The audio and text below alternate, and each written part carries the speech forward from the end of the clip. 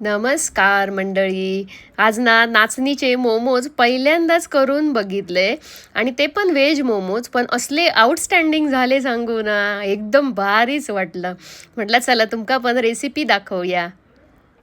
मोमोजसाठी आहे बघा, मी कोबी घेतले, कांद्याची पातेतले कांदे असत हय, एक ना ढब्बू मिरची असा, एक गाजर असा आणि सोया चंक्स असत. हे गरम पाण्यात जरा भुकत घालते. चॉपरमध्ये ना सगळे भाजी एकदम बारीक करून घेतले. चला मोमोजची भाजी बनवूया. हे तेल टाकले, जरा मी ऑलिव्ह ऑइल पण वापरले आणि साधा तेल पण. त्याच्यानंतर आला लसूण जरा ना अशी किसून घेतलेले ती पण टाकले.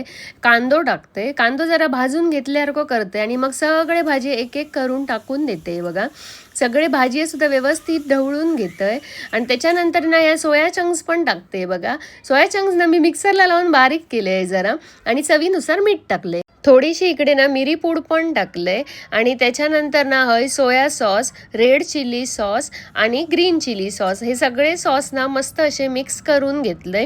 एक वाटी ना पनीर पण टाकले बघा आणि छान असे ढवळून कोथिंबीर टाकते. पाणी अजिबात ठेवायचा नाही. मोमोजचं डो म्हणजे पीठ बनवून घेतंय. एक वाटी नाचणीचं पीठ, पाव वाटी गव्हाचं पीठ बाइंडिंगसाठी या.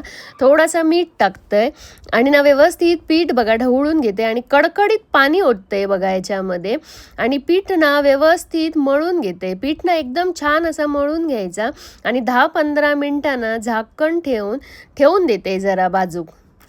चला आता मोमोज वळूक ना एक असो गोळो घेतलंय पिठाचो, छान लाटून घेतलंय आणि ना त्याचे असे छोटे छोटे पुरियेसारखे कट करून घेतले आणि त्याच्यामध्ये ना या मोमोजचं सारण भरलंय आणि आपल्या हवे तसे शेप करायचे. माका जरा काय एवढे भारी शेप जमत नव्हते, पण माका आवडतील तसे वेगवेगळ्या प्रकारचे शेप करून घेतले. तुमका जर येत असतील ना भारी तर तुम्ही नक्की करून बघा.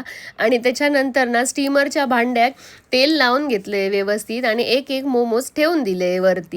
चला तर मोमोजवरती ना चिली फ्लेक्स टाकते, थोडेसे मिक्स हर्ब्स पण टाकतंय आणि वाईच कोथिंबीर बारीक करून घेतलंय ती सुद्धा टाकते बघा आणि झाकण लावून 10-15 मिनिटं शिजवते. चला आपले मोमोज मस्त असे रेडी झालेले आहेत. चला मग आपले नाचणीचे व्हेज मोमोज छान असे रेडी झालेले आहेत आणि शेजवान चटणीसोबत हे मोमोज मी सर्व पण करतोय. रेसिपी आवडली तर नक्की कमेंट करून सांगा आणि माझा चॅनल असाच नवीन नवीन रेसिपीजसाठी फॉलो करा. धन्यवाद.